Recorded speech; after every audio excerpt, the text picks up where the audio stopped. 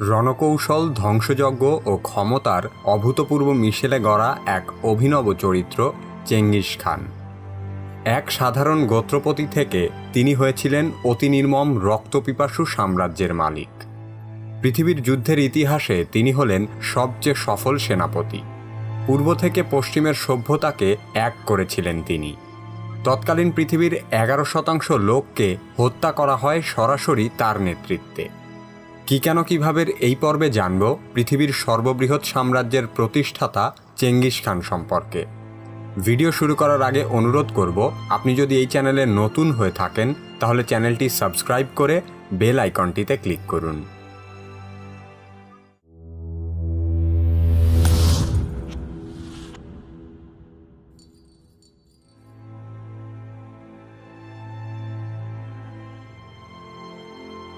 ইতিহাস সৃষ্টিকারী দাপুটে যোদ্ধা চেঙ্গিস খানের জন্ম মঙ্গোলিয়ার তৃণচারণ ভূমিতে।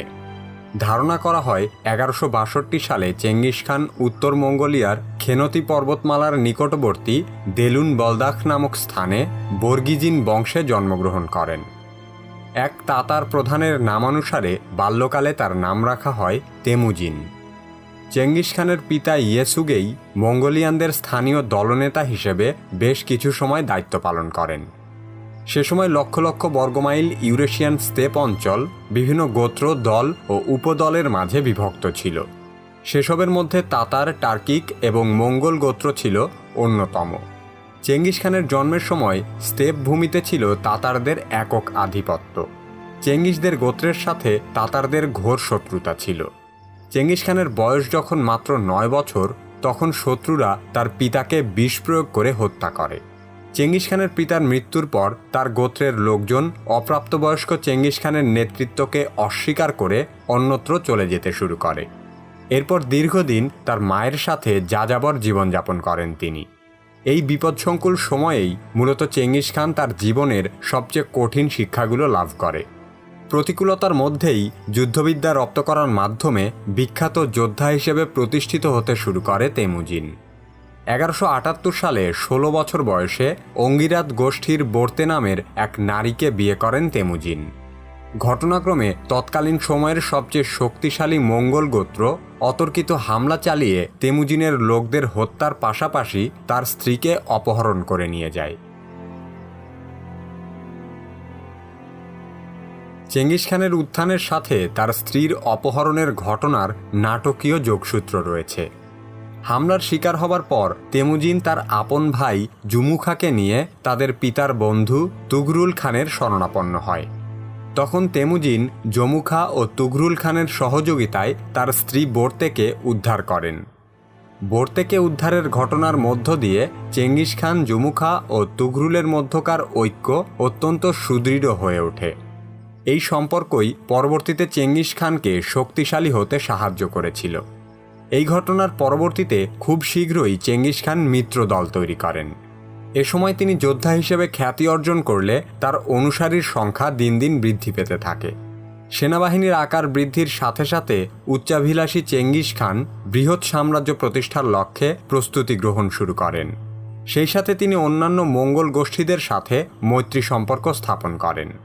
চেঙ্গিস খান একাধিপত্য সুদৃঢ় করার লক্ষ্যে শত্রুগোত্রীয় প্রধানদের হত্যা করার পাশাপাশি জীবিত সদস্যদেরকে নিজের গোষ্ঠীর সাথে একীভূত করেন।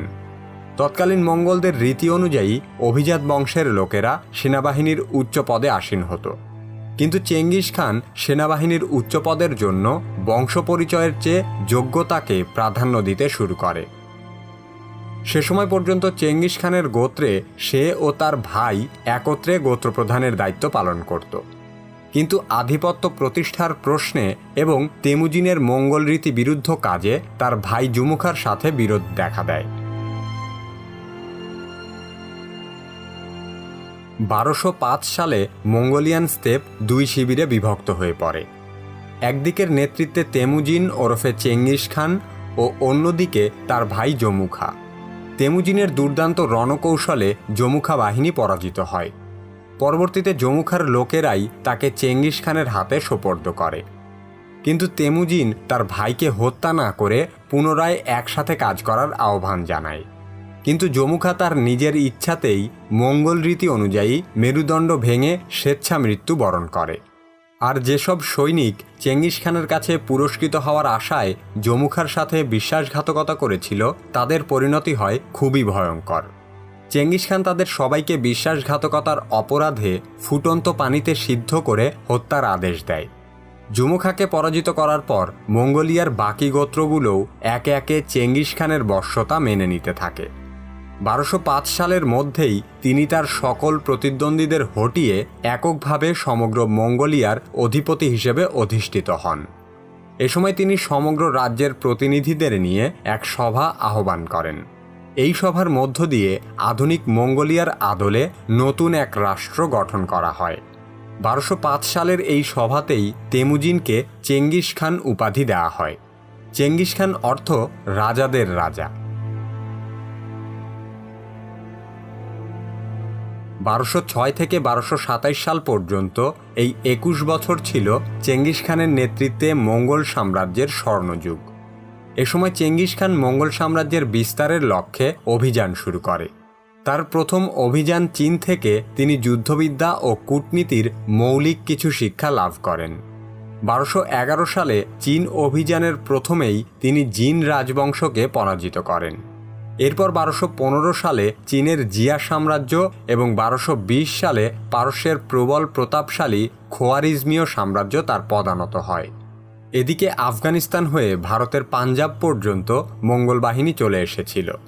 এছাড়াও ককেশাস ও কৃষ্ণসাগরের আশেপাশের অঞ্চলগুলোও ধীরে ধীরে চেঙ্গিস খানের মঙ্গল সাম্রাজ্যের অন্তর্ভুক্ত হয়। এমনকি চিরকাল অজেয় রাশিয়া জয় করতেও মঙ্গল বাহিনীর খুব একটা বেগ পেতে হয়নি। তৎকালীন সময়ে চেঙ্গিস খানের নেতৃত্বে মঙ্গলরা যে সমস্ত অঞ্চল জয় করেছিল তা থেকে আধুনিক কালে প্রায় 20টিরও বেশি রাষ্ট্রের উদ্ভব হয়। এর মধ্য দিয়ে চেঙ্গিস খান পূর্ব এবং পশ্চিম সভ্যতাকে একত্রিত করতে সক্ষম হয়েছিলেন।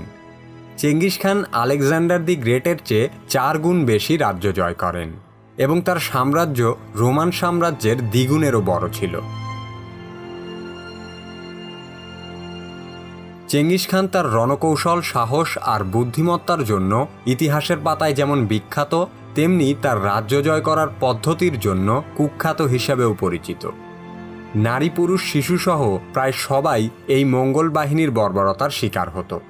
বেইজিং, সমরখন্দের মতো জনবহুল শহরগুলো মঙ্গল বাহিনীর পাশবিকতায় ধ্বংসযজ্ঞে পরিণত হয়েছিল। ধারণা করা হয় চেঙ্গিস খানের বিভিন্ন অভিযানে প্রায় 4 কোটির মতো সাধারণ মানুষ নিহত হয়েছিল, যা তৎকালীন পৃথিবীর মোট জনসংখ্যার প্রায় 11%। 1225 সালে জাপান সাগর থেকে কাস্পিয়ান সাগর পর্যন্ত বিশাল সাম্রাজ্য জয় করে মঙ্গোলিয়ায় ফেরত আসেন চেঙ্গিস খান।